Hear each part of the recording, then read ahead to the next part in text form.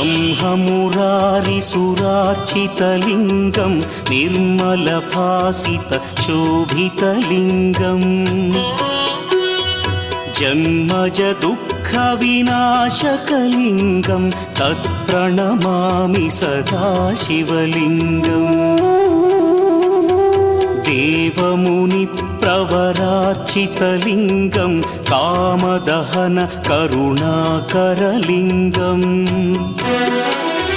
रावणदर्पविनाशकलिङ्गं तत्प्रणमामि सदा शिवलिङ्गम्